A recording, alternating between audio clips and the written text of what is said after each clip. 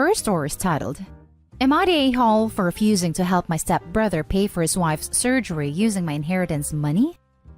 First of all, I 39 male just wanna say screw cancer.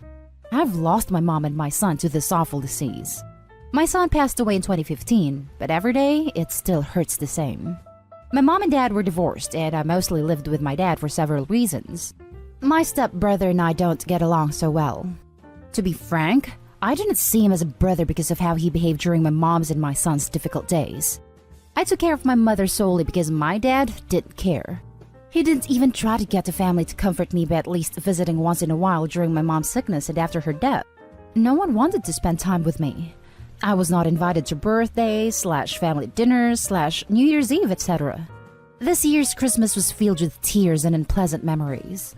My loved ones weren't there, and I was literally wallowing in my misery, reminiscing about how my life used to be before everything was ruined. I remember one week after my son's death, my stepbrother had his wedding. He actually had the nerve to send me an invitation via my dad, thinking that I might attend. I was upset, not gonna lie. They downplayed my grief and made it worse to process my loss. I inherited money from my mom, but I haven't done anything with it yet. I decided to not make major decisions during the first year of grief. My days are the same, as I just visit my aunts from time to time and we talk. My dad and stepmom have been visiting my stepbrother's wife, who was in and out of the hospital for the past 2 months. I honestly don't ask, since my stepmom and her son don't feel comfortable talking about it. My dad sat with me and talked about the family putting money together to help pay for medical debts and prepare for my stepbrother's wife's surgery at the end of February. He asked since I now have money if I can contribute and help with the surgery. I refused and tried to change the subject, but he went on arguing about how I'm supposed to help my brother and support him, especially now. I only replied by asking him one question. I asked him, where was my brother when I was struggling? My dad didn't like that. He told me to let bygones be bygones and stop making this about me and making the situation hard for everyone. He said he promised my stepmom and stepbrother that he'll convince me to pay, and I'm making him look bad right now. We ended up yelling at each other, and then I told him that's not my problem.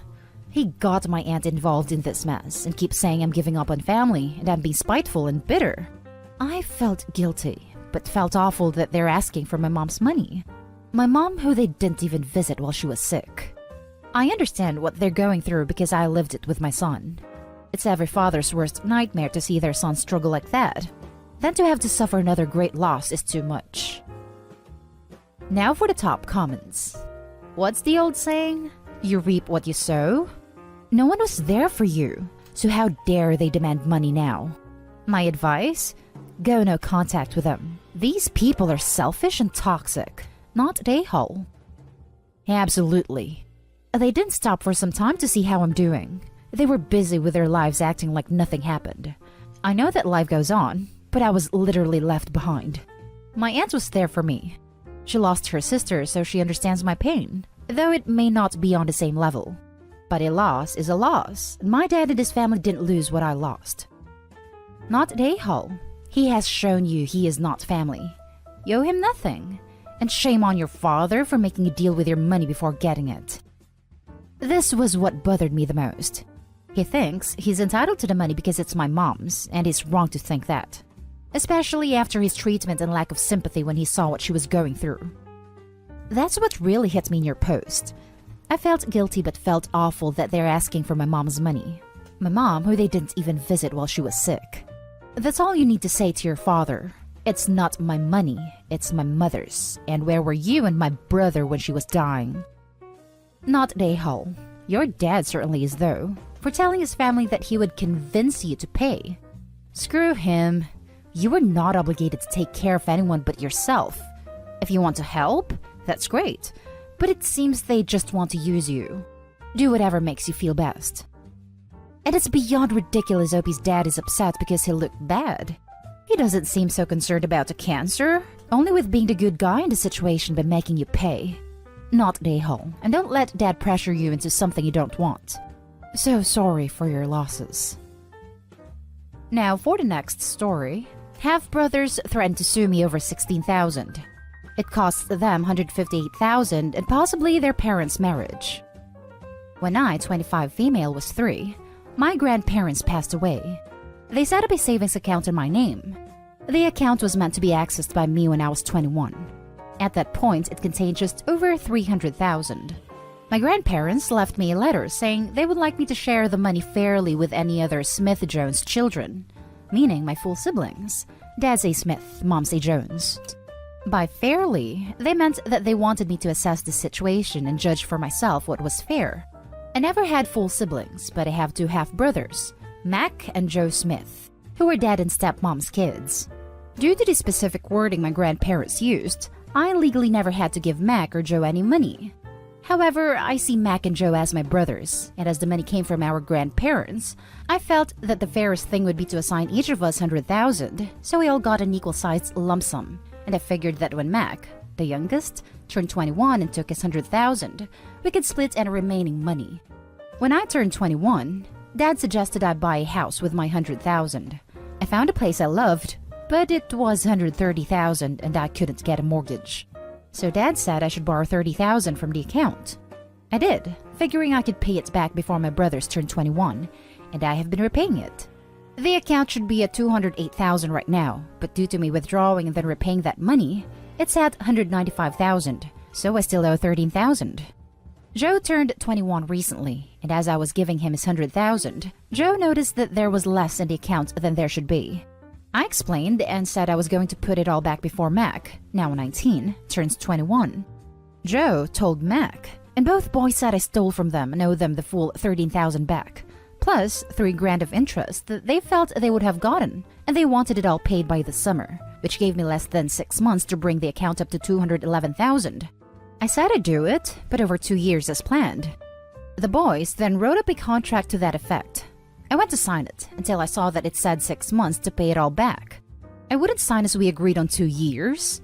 They said I should figure it out as they were entitled to that money and would be seeking legal advice.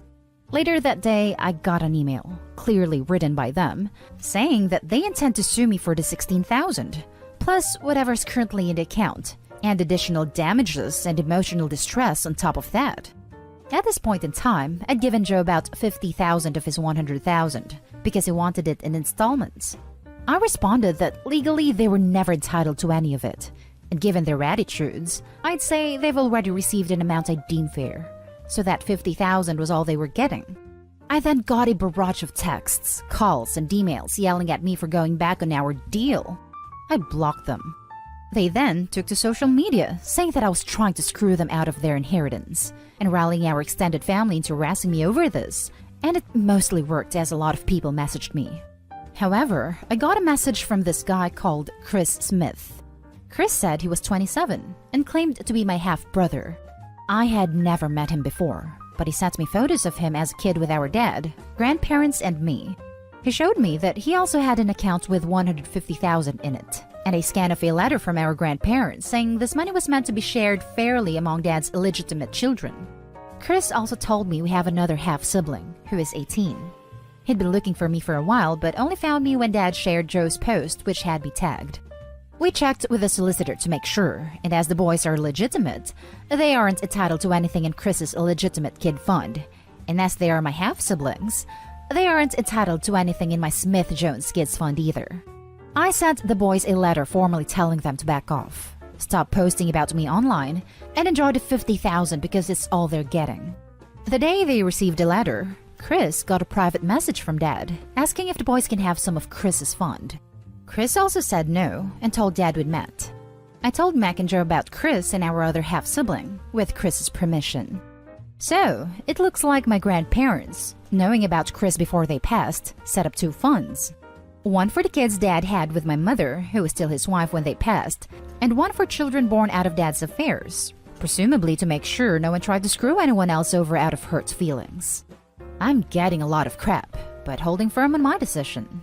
The boys have realized that I won't back down on this, and it sounds like I've caused a schism at their house, as Joe has all the money and no intention of sharing, so Mac is now feeling twice as screwed. Plus, stepmom apparently did not know about the other half-siblings, or that my half-sister was born after she and Dad got married, and she's made Dad move into a hotel. It sounds like Dad is looking for a long-term living arrangement outside of the family home because it looks like she is not letting him move back in. Dad is begging me to reconsider. But honestly, I'm done with all of them except Chris and my sister. Now for the top comments. Your grandparents were pretty forward-thinking. I think they just knew my dad well enough to know he'd mess around. You know, sometimes I wish I would maybe get an inheritance when any of my family passed. Then I see how money and possessions just destroy families. If I have anything left from my mom and stepdad, my sister and I are on great terms. When my dad passes, I'm worried I'm going to have to fight his wife and 2 daughters for the things I want. He has a lot of sentimental memorabilia I'm hoping for. The thing about inheritances is that no one is entitled to anything not specifically listed in the will. If the will states that the money goes to you at your discretion, then they're out of luck, and anything they did get was out of your own goodwill. Getting greedy and flying too close to the sun is a tale as old as time. Looks like they melted their wings, and are out of the money you were willing to give them that they weren't even entitled to in the first place. And what a shock that the one who already got his chunk won't share it fairly with the other one. It serves them right. You chose to give them £100,000 each out of your inheritance. That's not the same as them being entitled to 1/3 of the fund. You tried to do right by them and they tried to screw you over money you volunteered. Were the grandparents in question your maternal grandparents, Jones? Or was it that your father's parents didn't approve of your stepmother / your father remarrying? Dad's parents. They never met my stepmom as far as I know, as he and mom were married when they passed away, and mom is still alive. The specificity seems to have assumed that he and mom would still be married, but he'd have had more affairs. Now for the last story. Am I the a-hole for telling my nephew that the reason he has designer shoes is because his mother is responsible with the money my husband gives her? I actually did have a reason to say this. My husband has a middle-income job and I stay at home. We have a 4-year-old boy and his sister is a single mom with a 6-year-old boy, his cousin. She lives in public housing and my husband gives her about $300 per month, which I found out about a year ago by looking at his bank statements. This amounts to thousands of dollars per year. Something that has always annoyed me is that she spends what I see as absurd amounts of money on items for her son that he quickly outgrew. Since he was 2, he's worn triple-digit price tag sneakers. And for his 2nd birthday, she got the whole family together and got him a cake that she told me was over $200. I see that as a waste of money for people of our income level, let alone her own. Recently, we were all together at my in-laws' house, and her son tried to dunk on mine by making fun of him for getting clothes from Goodwill. Obviously, he is too young to know better, but this is just stupid. My own parents were middle class, but we shopped at Goodwill because it's a good deal, and it's stupid to be ashamed of it. What made me mad was that, after my son got visibly upset, my sister-in-law started laughing too, like it was a cute little kid thing. I said, "Well, you only have nice clothes because your mother is stupid with the money my husband gives her." Cue sister-in-law screaming at me, and husband looking awkwardly at the floor. He is non-confrontational. And me passive-aggressively smiling until we hightailed out of there. One of the things she yelled at me during the confrontation was that I'm lazy and don't work. It's true that I don't work, but I keep our household spending down by cooking budget meals and carefully planning our budget each week. The whole incident was pretty upsetting, but she's been known to be aggressive towards me in the past, and I didn't like that she was enjoying the opportunity for her son to be mean to mine when thousands of our own household income are going to hers each year. Now for the top judgment. Everyone sucks here. All 3 adults. You should not have dragged a 6-year-old child into this bitterness over money. It's between the adults. He might have behaved badly towards your son, but is barely old enough to tie his shoes and is not responsible for his mother's poor decisions. If you have an issue with the money your husband gives his sister, raise it with your husband. Don't just lash out randomly at the most powerless person. Agreed. So disappointing to see yet another adult on this site rage at a child that they view as nothing but a stand-in for their parent. Also, that comeback straight up sounds like something a playground bully would say. Good job in showing a huge lack of maturity, OP. Everyone sucks here. Oh wow, a lot to unpack here. So you, a grown woman and mom, thought it was okay to trash talk a 6-year-old's mom to him? Granted that 6-year-old should not be bullying your son, but you should have age-appropriately told him to be nicer, and then talk to your sister-in-law. Secondly, your husband should have told you he's giving money to his sister instead of you having to find out in his bank statements. Not cool to hide something like that from your wife. That's $3,600 a year. Thirdly, you and your husband need to communicate about this money. Your sister-in-law's actions, her attitude and cruelty to your son, should have consequences. Fourthly, let's not police your sister's spending. Your husband gives that money to her as a gift, and it's really crappy when people add strings. If you resent what she spends it on, don't give her money. Problem solved. If you're worried about how this will affect her son, then buy him a few needed items she can pawn or sell, or offer to pay for some of his school or doctor bills. It's not my savings, so I don't feel like it's my choice. I wouldn't care if I thought she just needed the money, but I feel like she blows it on dumb stuff. Okay, Mrs. Big Shot. You really showed that 6-year-old kid, didn't you, sis? You're the a-hole. Agreed, you're the a-hole. In life, you can only control your actions, not your sister-in-law's spending or your husband's generosity. Instead, you chose to lash out at a child. And that's the end of this video, folks. As always, leave a comment and hit like and subscribe. And if you want more of this content, turn your notification on to get updated on the latest videos. And I'll catch you in the next one. Stay safe.